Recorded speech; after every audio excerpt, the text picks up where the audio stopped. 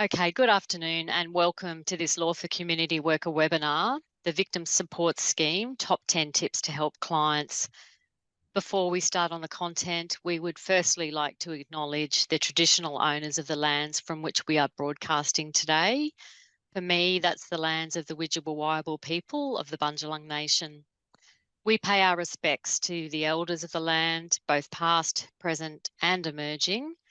And we extend that respect to any Aboriginal or Torres Strait Islander people attending the webinar today or watching the recording. My name's Bridget Barker and I work in the Community Legal Education branch at Legal Aid New South Wales. I'm here today with your presenter of today's content, Jacki Maxton from the Shopfront Youth Legal Centre. Today's session is going to be an hour and a half, including time for questions and answers. We have extended the time for the webinar just to ensure that Jacki could cover all the content and to make sure there was also time for you to ask questions. We understand that not all of you may be able to stay for the full time, but our webinar is being recorded and we'll send you the link to where you can access that recording after the webinar today. And then you can view any part of the webinar that you might miss. You'll also receive an evaluation survey after the webinar, and we really do value the feedback that we receive. And a day after the webinar, you'll receive an email that will include information about any resources that Jacki refers to in the webinar today. So thank you, and I'll hand over now to Jacki. Hi, everybody. My name's Jacki Maxton. I'm a senior solicitor at the Shopfront Youth Legal Centre. Before I start, I'd just like to acknowledge the land from which I'm presenting, the land of the Gadigal people of the Eora Nation, and pay my respects to elders past, present and emerging. I'd also like to clarify, given that this is a webinar about top 10 tips to help clients, I have assumed that most of you have some knowledge of the Victim Support Scheme. I will go through the basics quite quickly so we can get down to the nitty-gritty. But I do give a link at the end to one of our papers. So if you do need more information, you'll be able to access it there. Please, when you're thinking about questions, when I'm going through the basics, bear in mind I will probably go into more detail about some of the terminology when I'm doing the top 10 tips. So you might want to hold a question back until you've heard the whole webinar. So starting off with who we are, sorry, Bridget, would you be moving? Yeah, thank you. Who we are. We're a free legal service for homeless and disadvantaged young people aged 25 and under. We're actually a joint venture with the law firm Herbert Smith Freehills, who employ the solicitors and the staff, Mission Australia, who provide a social worker, cars and phones, and the Salvation Army, who provide the delightful building that you can see in the picture here. We're nearly 31 years old, and we're based in Darlinghurst in the inner city of Sydney. Even though we're actually physically based in Darlinghurst, we actually go to courts all over the Greater Sydney area. In fact, we have someone at Windsor today. We go down all the way to Wollongong. We've also been to Port Kembla. So we're not as geographically limited as a lot of services are. Bridget, our clients are mostly aged 12 to 25 years, but I would say in general, they're over 18, basically because for under 18s, there are still a lot of services that can support vulnerable young people. But when you turn 18, you're magically supposed to be able to cope with the bureaucracy of the local court instead of the children's court. A lot of the services drop off because they're cut off at 18. And so we hope to fill that gap. Sadly, most of our clients are homeless, and it's usually due to abuse or neglect, family conflict, other trauma, and of course, systemic issues such as housing affordability. We provide a range. Most of our clients have complex needs because of this homelessness and the severe trauma. I'd say 99% of them have some form of mental illness or a cognitive impairment, and again, are self-medicating with substance. So with illegal substances. This means that they have a lot of difficulty coping with the bureaucracy of the justice system or the government system or the victim support system. We get our clients, they're referred by a range of services. And as I said, they have difficulty accessing mainstream legal services due to their complex needs, and they need one-on-one intensive and holistic support. So basically, we are supporting the most vulnerable young people in our community who would, I believe, fall through the cracks if they were trying to access government or other services by themselves. And this, of course, includes the Victim Support Scheme. This talk will focus mainly on applications for domestic violence and or sexual assault. This is because I believe that, sadly, the Victim Support Scheme is a lot easier to access if you are claiming what I call a sort of bash and crash type claim. In other words, if you are walking down the street and someone robs and punches you, and it's reported to police, an ambulance is called, or you go to a doctor, accessing victim support is quite simple. You basically are a person, you've been a victim of an act of violence, you've suffered injury, and you can claim financial assistance, counselling, and your recognition payment. The problems, of course, with domestic violence and sexual assault and other child abuse claims is the evidence is not so simple, the claim is not so simple, and the bureaucracy and the hurdles that the Victim Support Scheme and victim services place before you can be quite daunting. So you're a victim of your act of violence, you've suffered your injury, and then you want to make your application.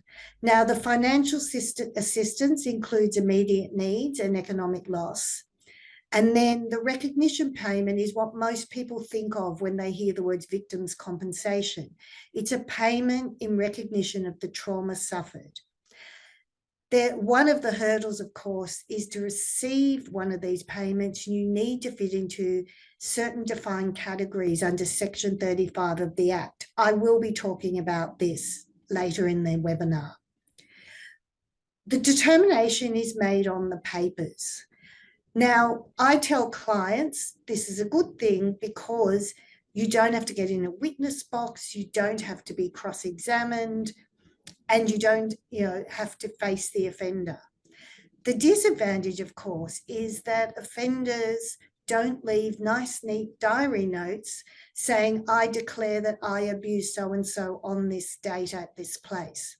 So it becomes very important to access lots of different documents and to collect your evidence so that you can prove that what the victim has said happened on the balance of probabilities. And when I say balance of probabilities, this is a legal term. It means that it doesn't have to be beyond reasonable doubt. You don't need a conviction to claim victim support. It's basically, in layman's terms, it means that it's more likely than not that what the victim says is true and correct. Who is a victim? Of course, you have your primary victim, which is the person injured by the act. They are entitled to claim the full package of victim support, which I outlined before. A secondary victim, that's like someone who witnessed or became aware of the act of violence against a close relative. They're I say only, but the counselling is actually very valuable. And a family victim who can claim under the Section 35 recognition payment for homicide, which I will show later. The next, the application for counselling. I think it's important to point out you can have your counselling paid for. It's not deducted from the final amount of the award. You can apply for your 22 hours of counselling and can apply for more if necessary. And you have a list of approved counsellors on the Victim Services website. Sadly, it's not as simple as it used to be. I'm getting feedback from a lot of caseworkers that it's quite hard to find an available approved counsellor. My personal belief is they're not paid enough, but all I can say is you've just got to keep trying, and you might have to go a bit further out geographically to find a counsellor that will suit your client. The exclusions, you cannot claim victim support if you are serving a prison sentence at the time of the act of violence, unless there are special circumstances. And those special circumstances have to be very, very special, like a really serious injury. At the time you're engaged in criminal behaviour, that becomes a bit difficult when a lot of clients have substance abuse issues. The injury arose in the course of a motor accident because there is another scheme that supports these situations. Or, of course, the government will never pay you twice. So you've already received or are claiming compensation through the court. The categories of recognition payment, I'm not sure how clear they are. I see they've been squished onto the slide. Category A is for the dependents of a homicide victim. Category B, I could summarise as the sexual assaults, as in if you've had a sexual assault which resulted in serious bodily injury or an offensive weapon or was carried out by 2 or more persons.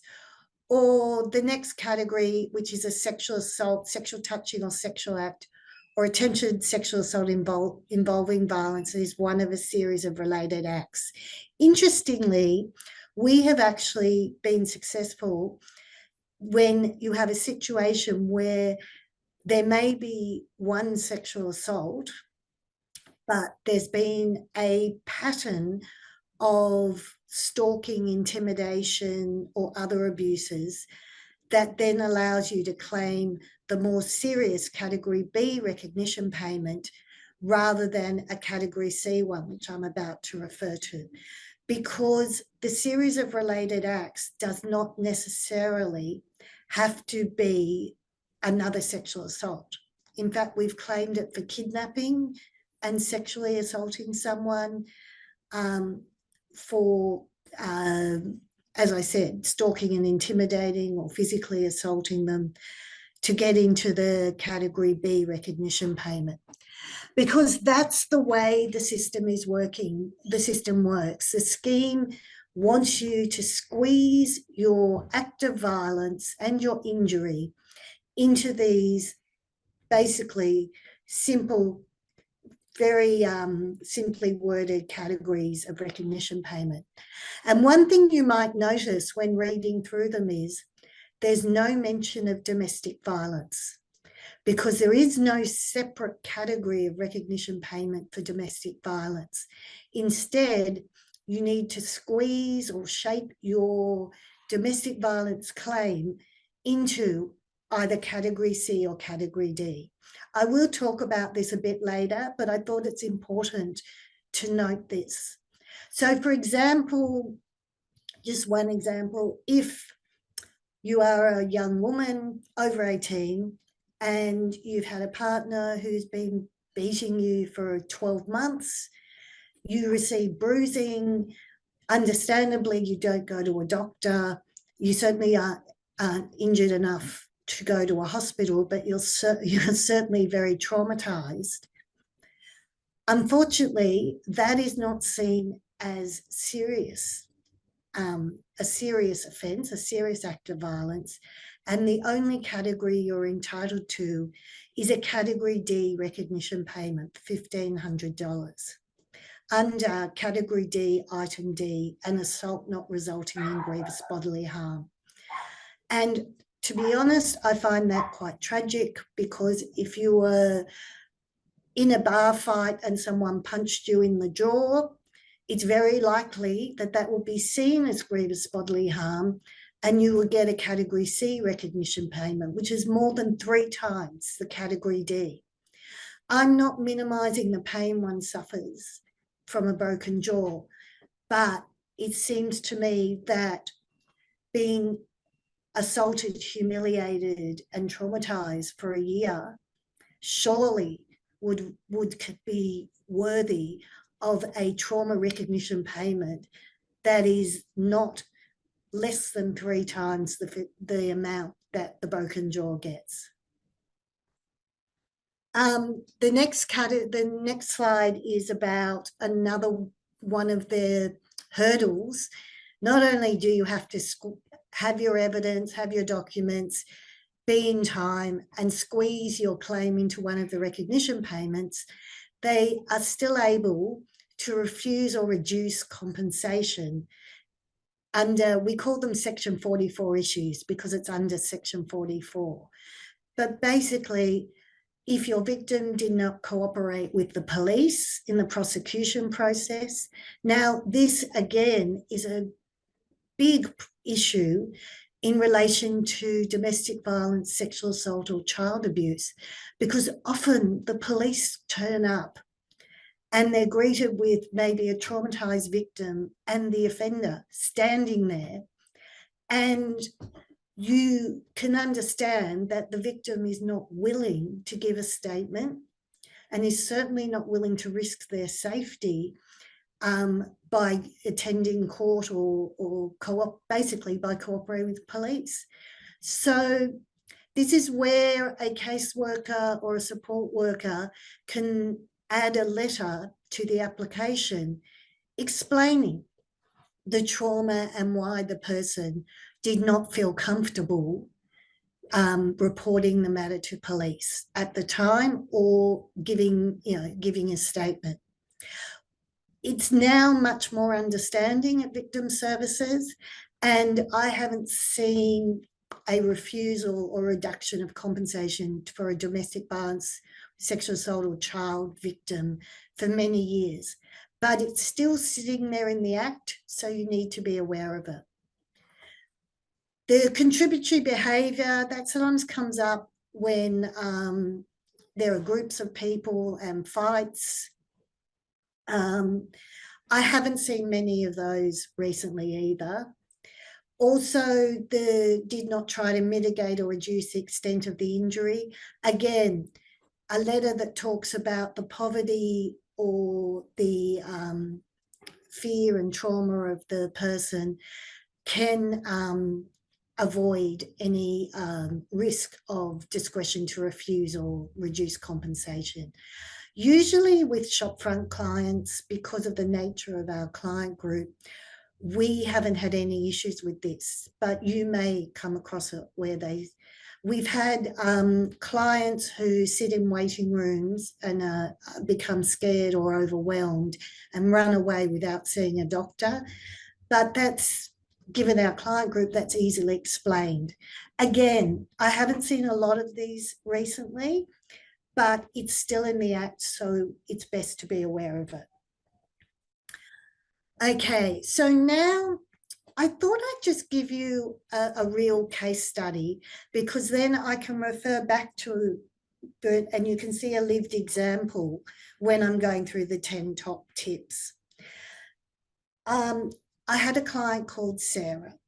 She ran away from an abusive home when she was only 15, nearly 16 years old. Sadly, she became involved with an older man who groomed her and basically fed her ice, which she used to self-medicate for her trauma. The relationship became violent, and when she was about 17, maybe a bit 17 and a half, she actually bravely called the police because he'd punched her and he'd smashed her phone. But once police arrived, she was too terrified to give a statement. But there was a cops event recording that the police had visited. Bearing in mind that she had nowhere else to go and she was completely dependent on him for accommodation, food, support, and of course, self-medication with the drug, she felt she had no choice but to refuse to cooperate with police. This went on for several years, and often neighbours called police. Unfortunately, given the trauma of my young client, when police arrived, they'd be greeted with a hysterical young woman screaming and swearing, and a calm older man who'd front up at the front door and actually would blame my client for destroying property, or because she threw a shoe at him, or for hitting him. And we had to attend court and we had to deal with that because she was the one who got charged.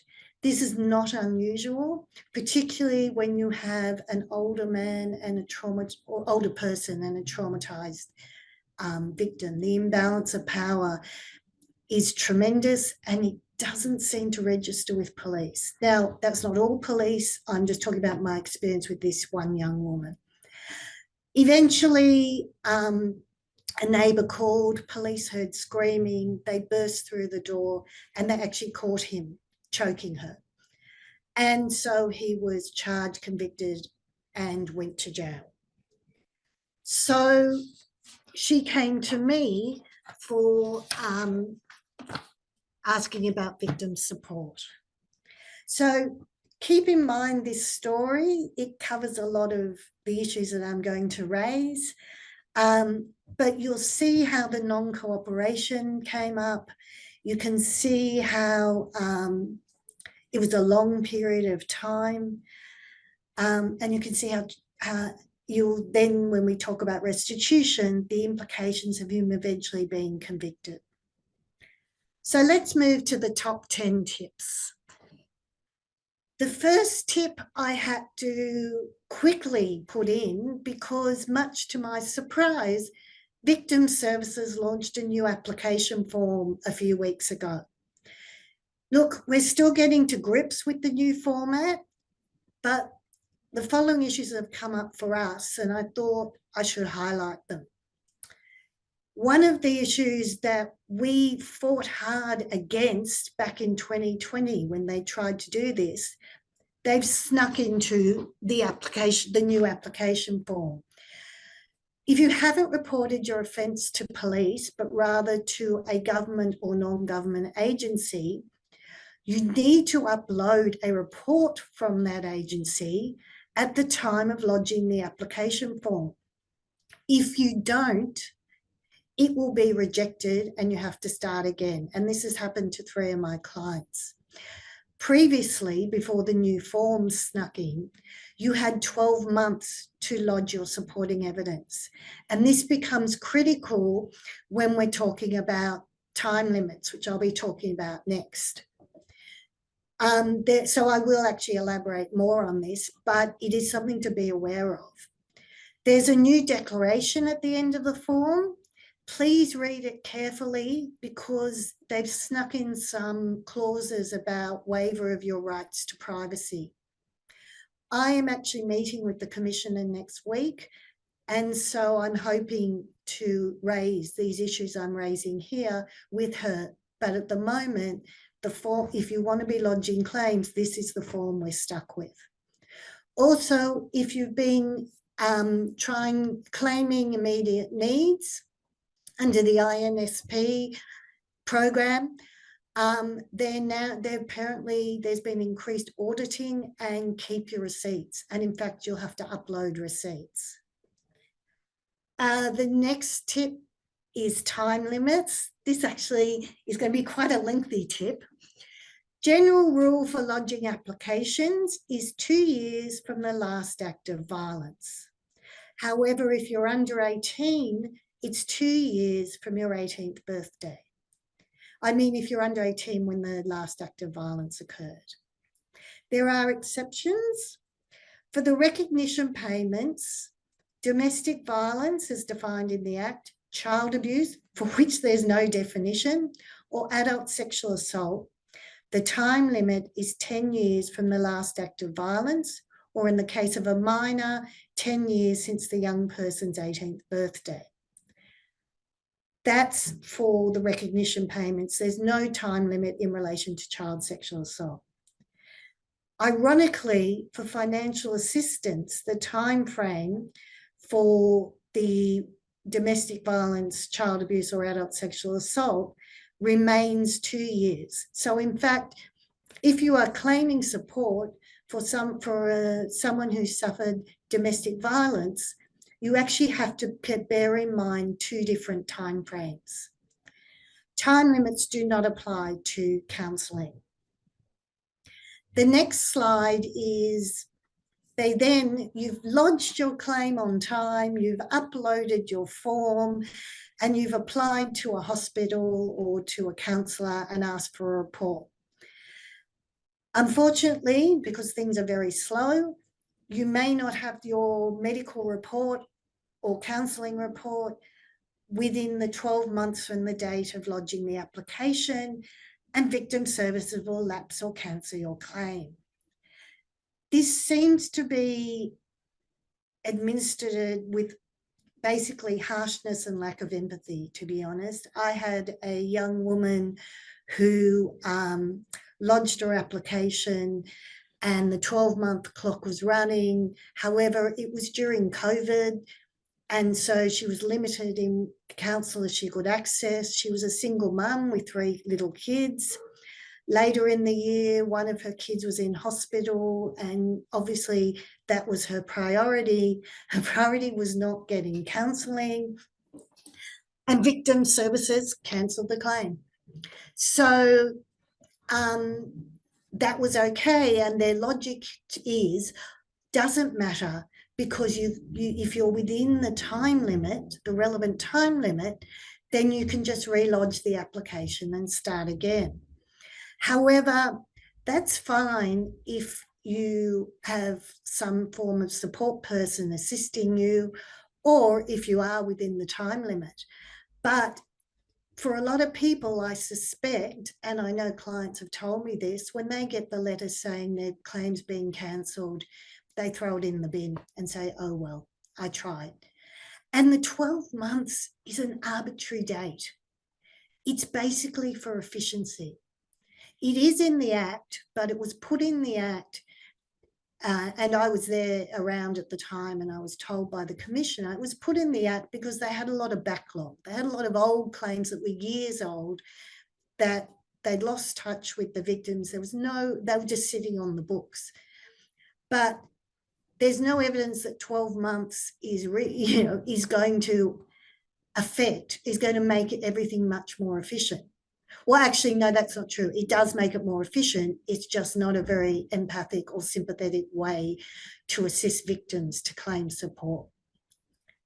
The next slide is if you get a decision, so you've lodged your claim in time, you've put in all your evidence in time, and you still get a decision that you're not happy with, you have 90 days to lodge an internal review. I will talk a bit more about internal reviews later in the webinar.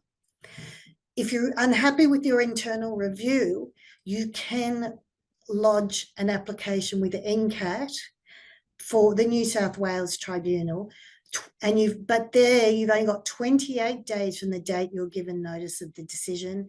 And most importantly, you can't complain about financial assistance or immediate needs or economic loss.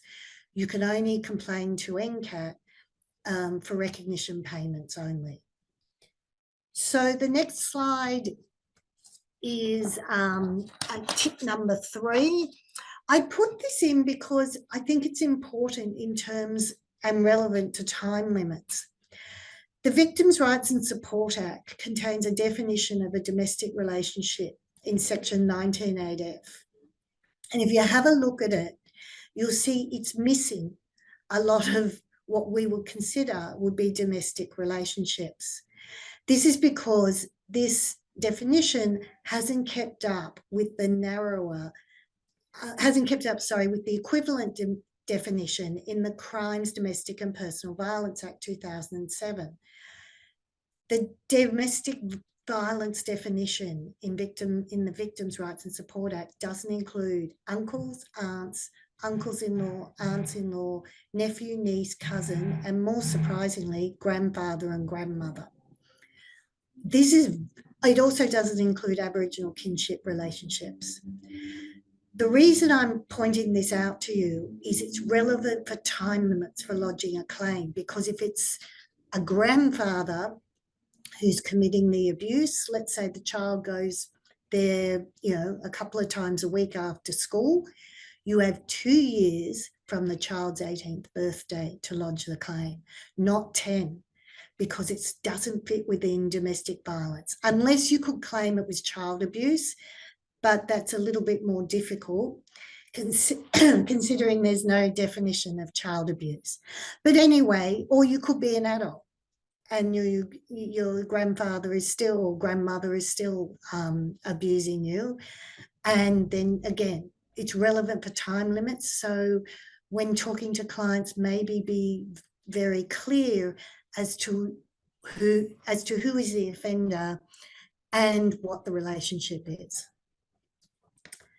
And speaking of relationships, this brings us to related acts. Now, this came, again, I was around at the time. This came out of a court case back in, I think, 1990s or early 2000s, where a young woman was abused by a priest when she was a 5-year-old. I'm just estimating these. She was basically a young child, an adolescent, late teens, and then an adult. And the court determined that that was 4 claims of victims. It was then compensation. And at the time, the compensation was $50,000, not $10,000. And so she was awarded around $200,000. And everybody went crazy and said, oh my God, the fund is going to be broke, and we need to cut this down. We need to ensure that we're not paying out for every single claim, every single moment of sexual assault or abuse or trauma. So they put in that the concept of a series of related acts. So that's 2 or more acts that are related, because basically you have the same victim, it's around the same time, or committed over a period of time by the same person or group of persons, or they were for any other reasons related. How this works is, if we go back to my client, who with the abuse that went on for years, that is 1 claim for victim support. That means she's entitled to 1 recognition payment. And this is quite important, if you were punched once in a bar fight, then you're not concerned about related acts. You have your 1 claim, your 1 act, and you get your trauma payment. But sadly, for a lot of my client group, and I presume a lot of your clients, it's long-term trauma or multiple acts of abuse. Will they equal one claim? Then, of course, the definition's a little bit wider than that, because it says committed over a period of time by the same person or group of persons.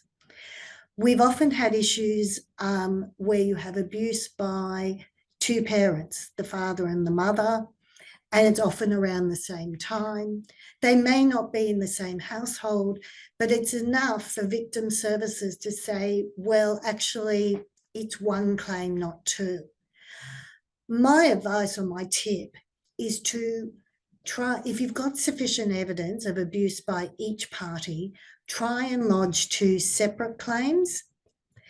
The worst comes to worst, victim services will merge them.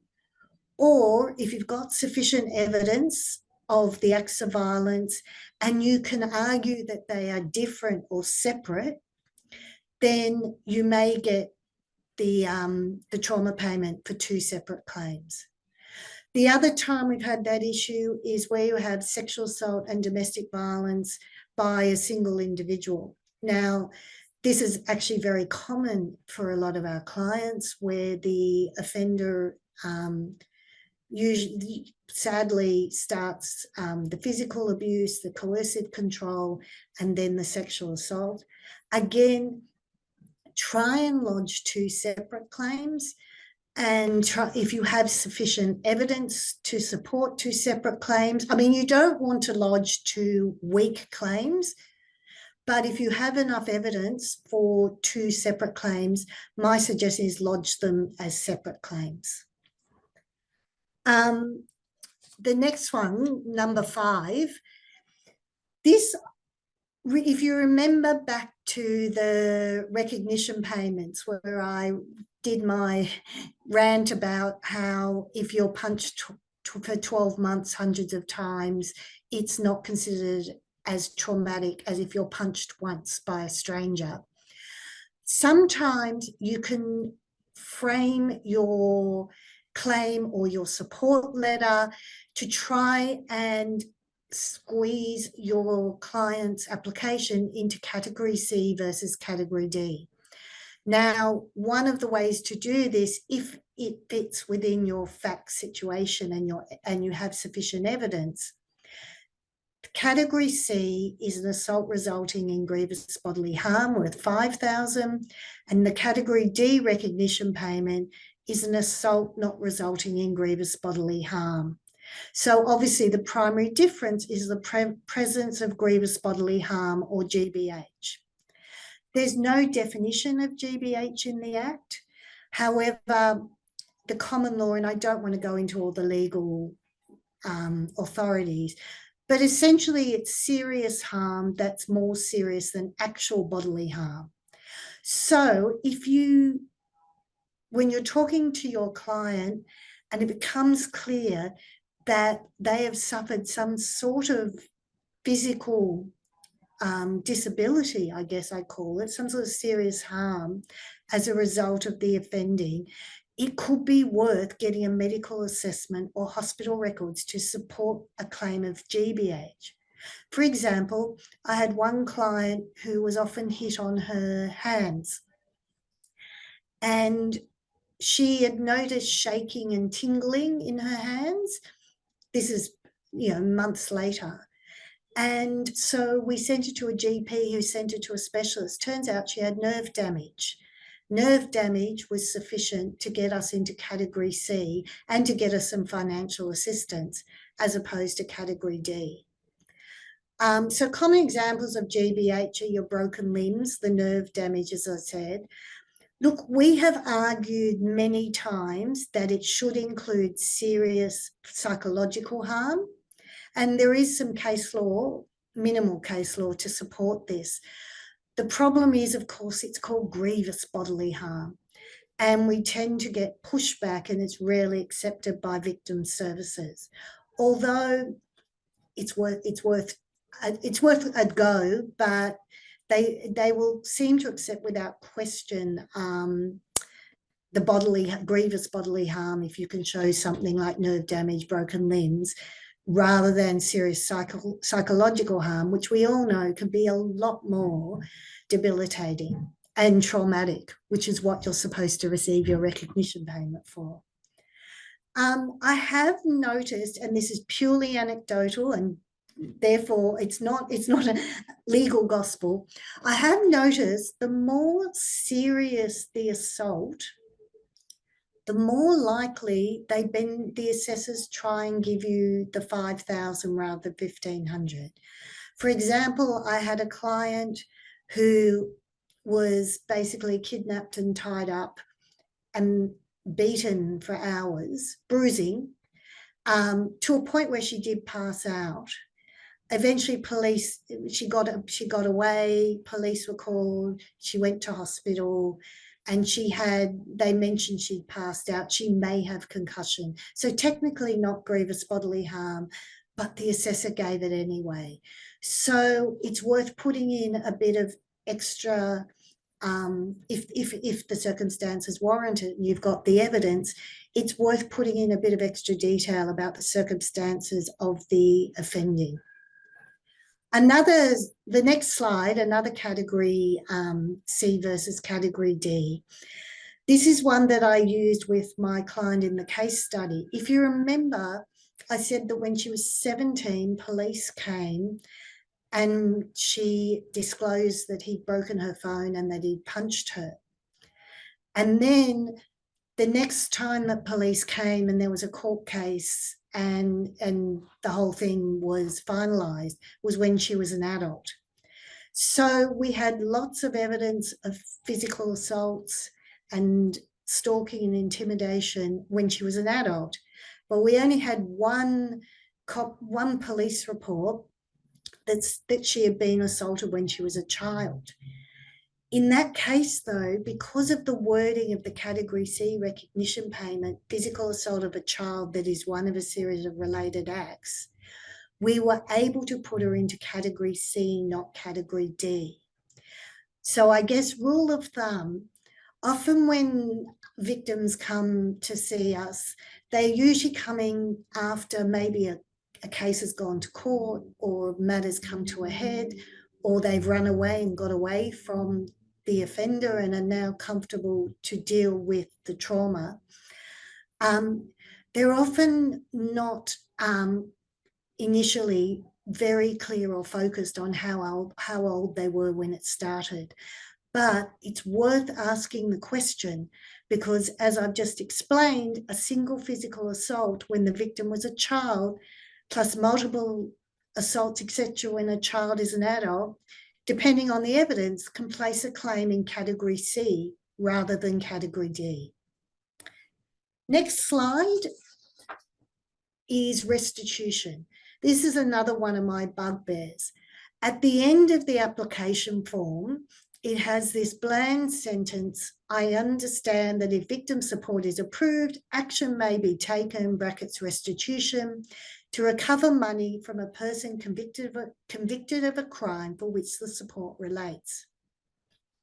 What this actually means is the offender, if convicted, is going to receive a notice from Victim Services containing the following information: the name of the person receiving victim support, the amount that was awarded to them, and importantly, a demand that the offender pay the amount of victim support back to Victim Services. Now, when you think about it, and this happened with my client, she was absolutely terrified that he will come out of jail, receive one of these notices and come storming over either to claim retribution or to stand over her and try and get the money out of her. Another client was terrified because they had a child together. The child had been removed and had been given to the offending partner's family.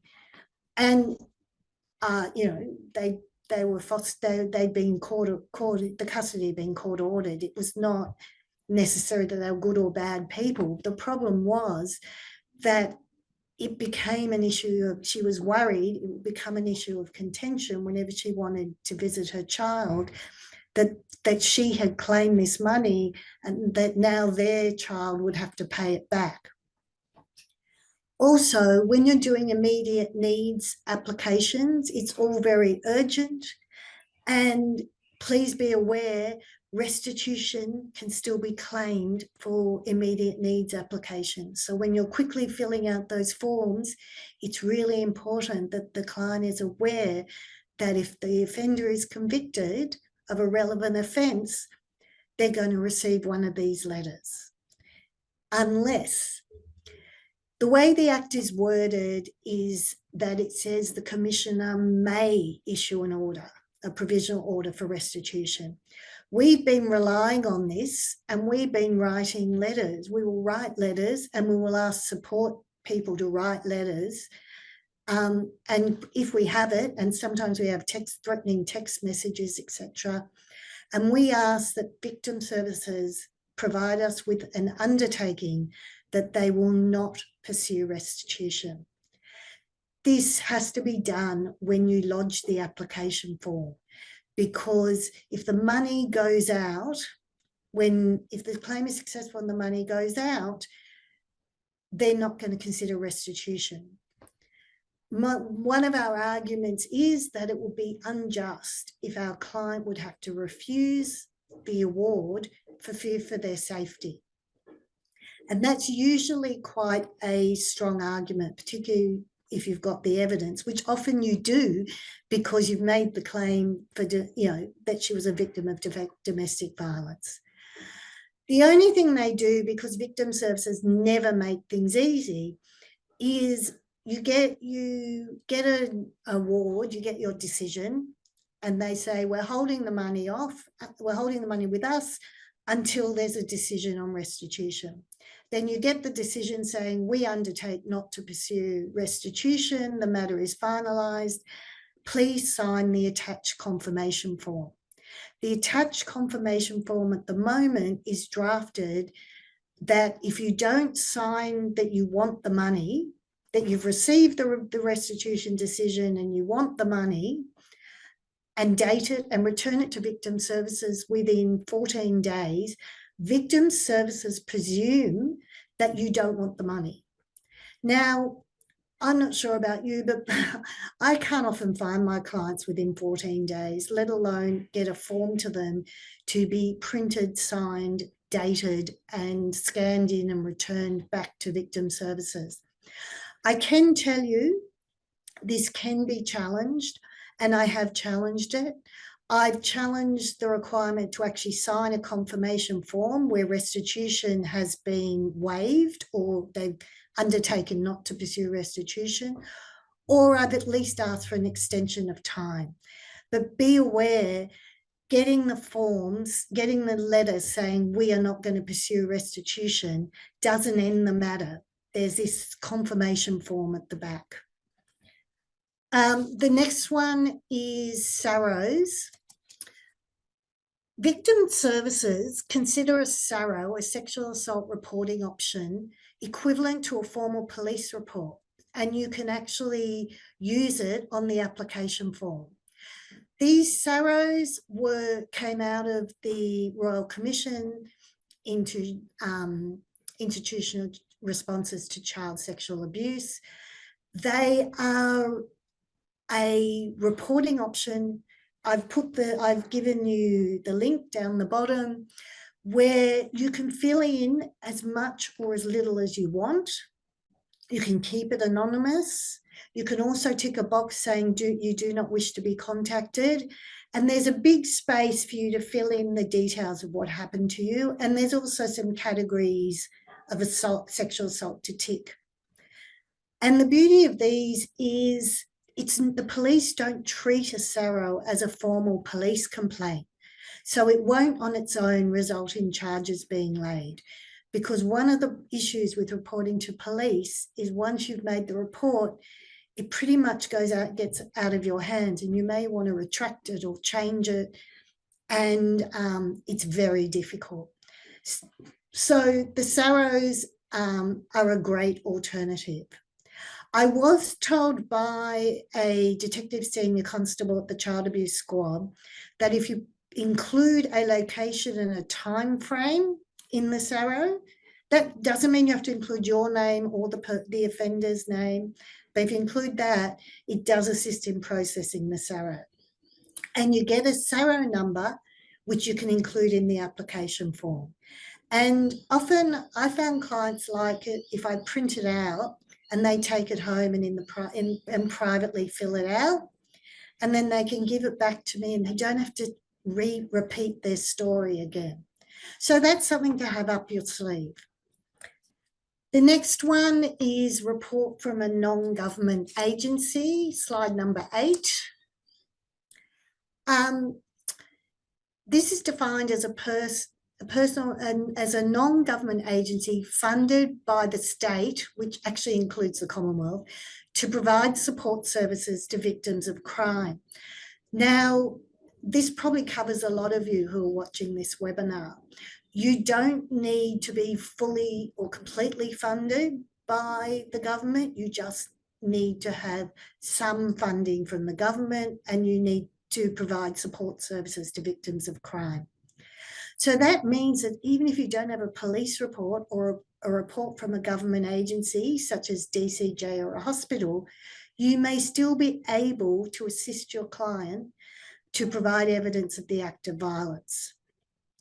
Now, I just did one recently where I had a support letter from Weave Youth and Community Services. That was acceptable as evidence of the act of violence. We've used our Shopfront caseworker because two of our parents, Mission Australia and Salvation Army, are also funded by the government to provide support services to victims of crime. So it's another option where you may not have a police report or the reports. Again, it'll still be assessed for its relative weight and validity, but it is another option when you're considering what you need to to help your client lodge an application. And slide number 9, I just thought I'd include this because it may look daunting, but it actually isn't. If your client receives a decision rejecting all or part of the recognition payment or financial assistance payment, you can lodge an application for an internal review, and I put the link there. The relevant time limit, as I said before, is 90 days after you're given notice of the decision. Now, I found the form is quite simple to fill out. They also have a little thing saying grounds of the appeal, and you can say why you thought it should be a category C, not a category D, and you can provide additional evidence on an internal review. And I find this is useful if your 12 months is running out, you don't want the claim to lapse because of time limits, but you're not going to get all your evidence in time, all the additional evidence. You still receive the amount of the award given in the original decision immediately. So if it was $1,500 and you think you should get $5,000, you'll get the $1,500, and then you lodge the internal review for the balance of the recognition payment. I found that the senior assessors are quite sympathetic. That's just anecdotal, but that was my finding.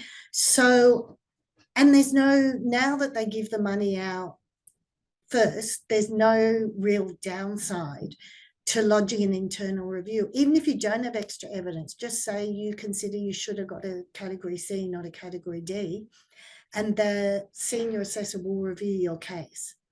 If this is unsuccessful, you can apply to NCAP, but that's for recognition payments only.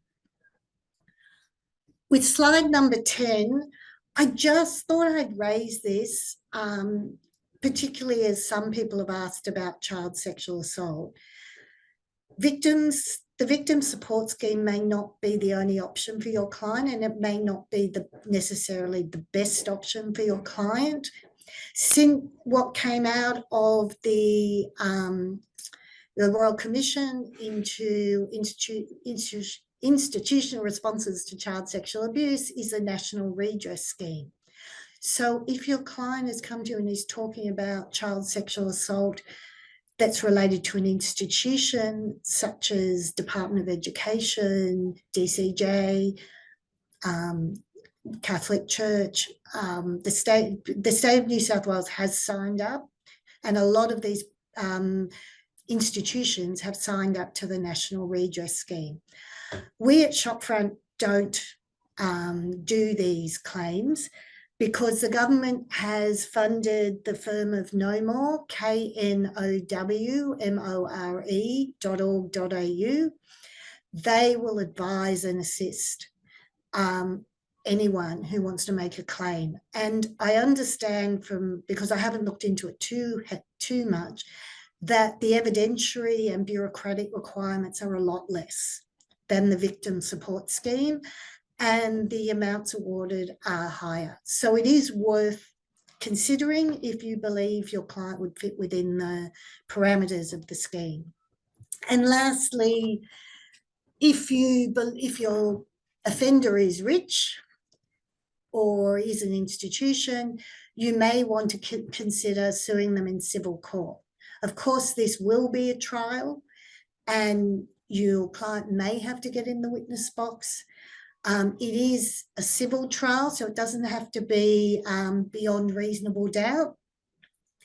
And one thing to consider, if you make a claim under the National Redress Scheme, you have to sign a document saying you won't sue the institution. So it's probably worth finding out if you can sue the institution and what you'll get before you sign away your rights. This is because, as I think I said right at the beginning, the government's not going to pay you twice. Anyway, if you have one more slide. We came to 10. We have a number of resources on this topic and other areas of law on our website. There's the link, and just go to legal fact sheets. Thank you for this. Any questions? Thanks, Jackie. Such great tips that you've shared with us all today. I've learnt a lot. And it's really so wonderful having somebody with such a depth of experience at using the scheme to assist victims to share this information with us. We do have a number of questions. Angela has asked, well, this question would have been answered whether the offender or the state pays. So as you've said, Jackie, it's a payment by the state, and if there's a conviction and you haven't asked for that there be an undertaking that victim services won't pursue restitution, then the offender could be asked to repay victim services. The next one is a question about immediate needs payment. My client applied for an immediate needs payment for relocation costs and was rejected. The claim was that she needed to relocate because the perpetrator moved out after she called police on him, and she couldn't afford to remain at the same place, and also for her safety so that he wouldn't be able to easily find her. The reason for the refusal by victim services was that her need was not consistent with what an immediate needs payment is designed for. Are you able to make any comment about this and clarify whether, in your view, the refusal was legislation-based or policy-based? Look, to be honest, I don't do a lot of immediate needs at the INSP. In fact, I've only done a few of them. Because my clients are generally young, I do a lot of the child abuse type stuff. And also I'd need to see all the facts and all the evidence. So it's not something I can actually answer. The only thing I can ask is, are you within time to make an internal review? Are you within the 90 days? Because I'd give it a go. Okay, we'll see if they come back with any response to that. They don't need to come, but maybe do an internal review and see what they say. Thank you. Another question, does an applicant still have to provide account details for when they receive payment if they're successful? Yes. Melanie has a question. In the case of a gang rape or sexual assaults by different members of a gang on different occasions, would this be considered, in your view, a group of persons over a period of time? Look, technically it is. However, I have tried, I did have a case like that, and I have tried, because it was different days and different places, I have actually lodged separate claims. Oh God, it was so long, I can't recall if it was successful. But my rule of thumb is if you can separate them somehow, then it's worth lodging separate claims. But yeah, sadly, technically, it is related acts, but maybe you can say maybe you could say that there were different places, or the relationship between the parties was different. It really would depend on evidence, and maybe give it a go. It's always what I understand from the gist of a lot of your tips is that it's worth giving things a go, isn't it? It is. It is. Of course, I'm talking from a lawyer point of view. Obviously, it would depend on how traumatic it would be, and you would be in the best position to know this. And I do have a client who's in this circumstance where getting a rejection will be so devastating. Her psychologist has advised it may not be a good idea. I mean, it's still up to the client, but as I said, you're hearing this from a lawyer. You will know if your client could deal with rejection, because that's the risk with giving it a go, of course. We're talking about real people with real feelings who, if the rejection, and that's what I talked to them about that, how they would feel if we gave it a go and it was rejected. Yeah, it's an important point to raise, isn't it? Because of the trauma that many clients have experienced. Yeah.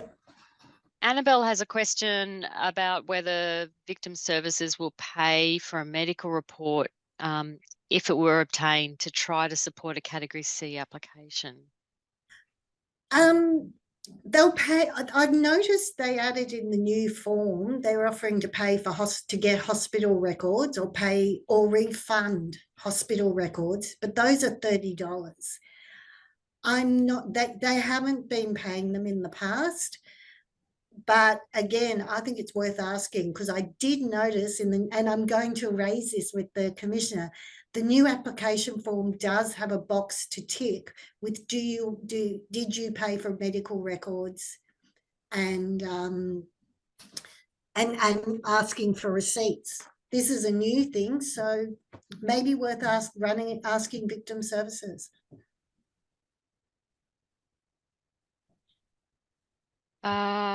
Okay. Grant has a client who was sexually assaulted on one occasion by one offender. The offender was convicted of 2 counts of sexual intercourse without consent and 1 count of sexual touching without consent. And Grant has argued related acts and wondered if you had any thoughts about that. First of all, I wouldn't, because it's not beyond reasonable doubt, it's balance of probabilities. Depending on what evidence you have, you don't need to get hung up on what offences were ultimately the offender received convictions, because generally I had a client who, rather than getting in the witness box and going through the whole trauma again, agreed with the DPP. They did a deal, so the offender pleaded to a lesser charge. However, that didn't stop us claiming victim support for the more serious offence and getting the Category C, because we just explained that you don't need a conviction. And this is not, and deals are done all the time for very good reasons by police and the DPP because they have a different burden of proof. So I'm not totally clear on what you're asking, but I wouldn't get too hung up on the exact offences for which there's convictions. You're more interested in evidence, what evidence you have of what happened to that person. I'm not sure if that answers your question.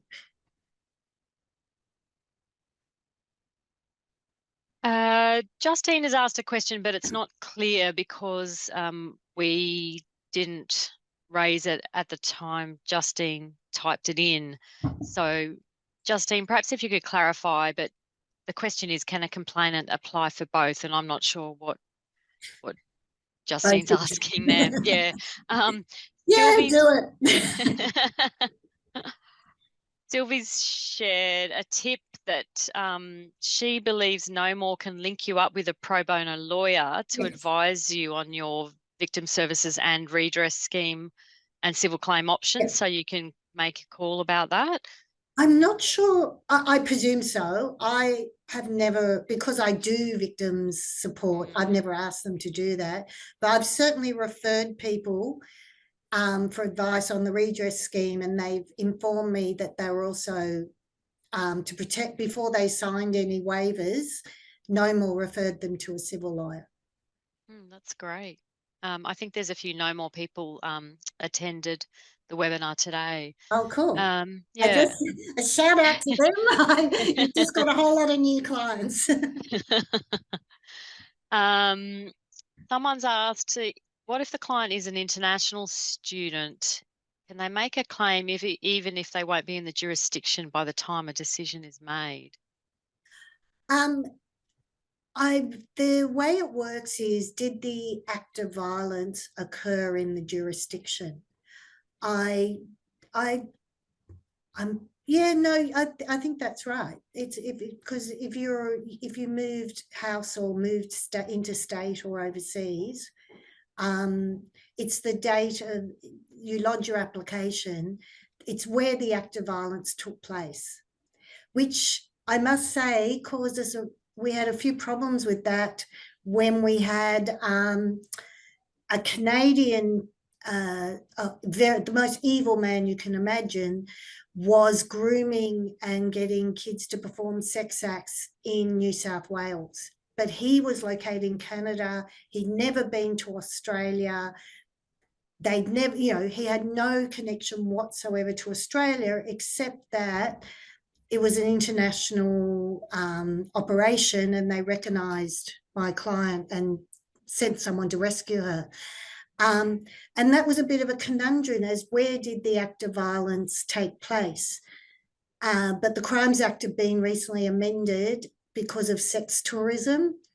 And so if the victim was in, if there was some connection, including if the injury or the victim was located in New South Wales, then we had jurisdiction, and victim services accepted that. Which doesn't actually answer the question, but I thought it was interesting. Is it okay to use the same evidence when lodging a separate claims for domestic violence and sexual assault? Yeah, well, I do, because that's generally all you've got.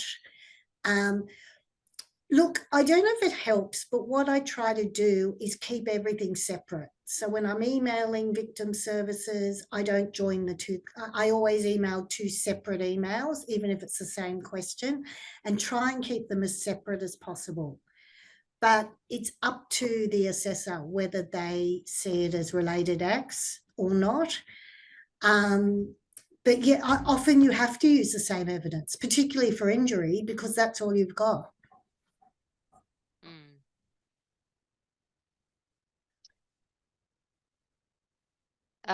The question that we weren't sure about was, can you claim both redress and civil? No, that was exactly what I was saying, that all victim services, they'd have some algorithm to calculate if you got victim services. The government will never pay anyone twice. That's just your rule of thumb, which is why it's really important. And if there are no more people here, they'll probably agree with me that before you sign away your rights to claim the redress scheme, that you get advice on whether you have a civil claim. And yes, Annabelle from No More has confirmed that they can do that, refer someone for advice about They're an their different excellent options. service. My daughter used to work there. Not. And that looks like all the questions that we've had so far. We did have those questions that came in before the webinar.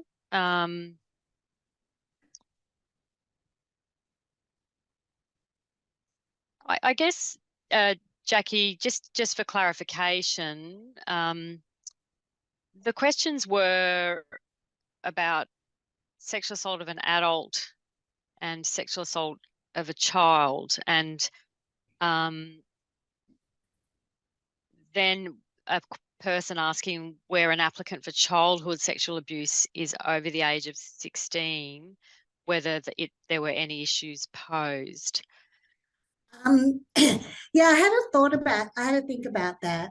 So the Act is very clear that they treat child sexual assault as a person being under 18 years.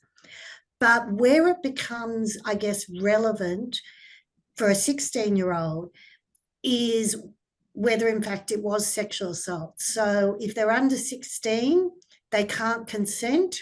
And so consent it's not an issue, except for the 14th, the defence. But for the purposes of victim services, they don't have to, they don't concern themselves with consent for under 16. But over 16, it's a question, consent can become an issue as to whether the sexual assault or sexual touching took place. But that's an evidentiary question. It's not really whether you can get victim support for child sexual assault. You can get that, if it is child sexual assault, you can get that up to the age of 18, which is very important, of course, for time limits. Yeah, that's right.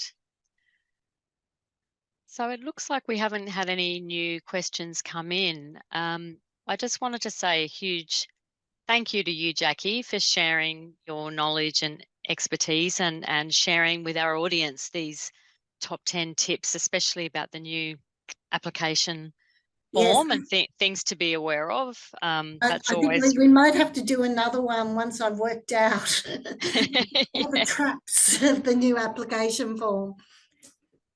Yeah, well, I'm always willing to run another one. And so I'd just say a huge thank you to you for all your effort in preparing this and sharing it with our audience today. And to thank our audience for attending. To just let you know, you will receive an email tomorrow, and I've included the links that are in Jackie's presentation in that email, so you'll get those as well. And to say a big thank you to you all. We have more webinars coming up during July. We've got one about bails and AVOs next week, if you'd like to register on the Legal Aid website. And thank everybody for joining us. And I'll close off the webinar now. Sorry, just 2 late questions just come in. That's okay. How detailed do certificates of injury need to be? Look, how long is a piece of string? I mean, I think it depends on the act of violence and the evidence that you have.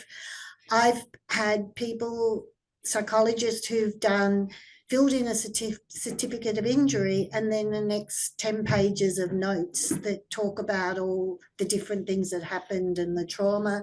I've had others where, we've got very clear evidence of what happened. And so therefore they virtually need to it's just a couple of lines. So I'm sorry, that's not a great answer, but it totally depends. Yeah, they have clarified. I thought it was a separate question, but I've realised that they've clarified in another posting that sometimes their clients may not want to engage with counsellors, and so they go to the GP, who writes very briefly. I guess it comes down to how much evidence you can gather all together. Yes. Yeah, and also depends on the nature of the offence. I mean, if the GPs are opining about trauma and depression, I just don't, sorry, I can't answer that directly. I'm always over-including because I think the more evidence, the better. But I do absolutely recognise that sometimes that more evidence doesn't exist. So you have to work with what you've got. But if it got rejected by victim services, whack in an internal review form. One last question that's come in, whether you've ever experienced any issues with peer-to-peer abuse applications where the students at school are over the age of 16. I'm not sure what problems you mean. I couldn't act for both.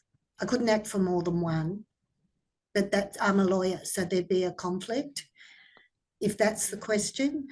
I wondered if it might be about evidence of abuse when they're a similar age.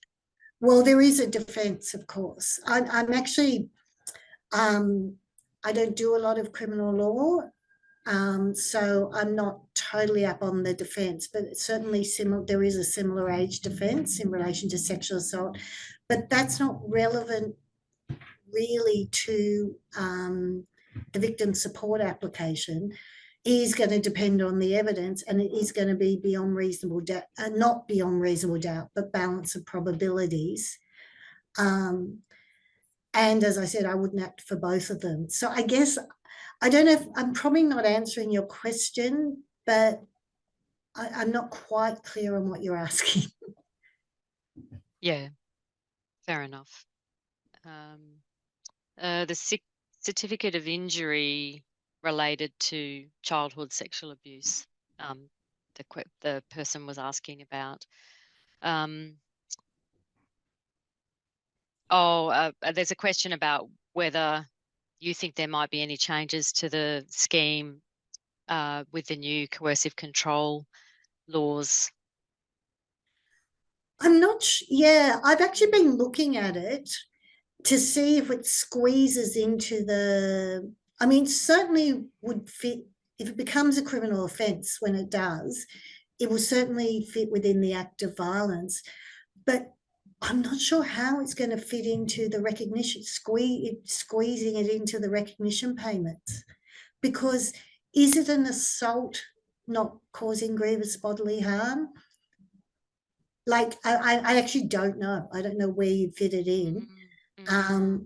I would love a lot of changes to the scheme, such as, why not make domestic violence as a category C? If you prove the act of violence, you prove the injury, you get the 5,000. That to me is a very simple amendment that would ease things for a lot of people. But I've tried with different ministers. It's not getting traction. You'd think, given societal concerns about domestic violence, that it seems to be the greatest awareness there ever has been, that it might be the time for recognition of it. But yes. Yes, but we're talking about the government. We're talking about paying money. That's right. Anyway, okay. That's my personal view. Please don't take it. So we'll leave it there. We're almost at time, and I'm glad that we did allow the extra time because there were lots of questions. So thanks again, Jacki, and thanks to our audience. And I will close off the webinar now. Thank you. Bye. Bye, everybody.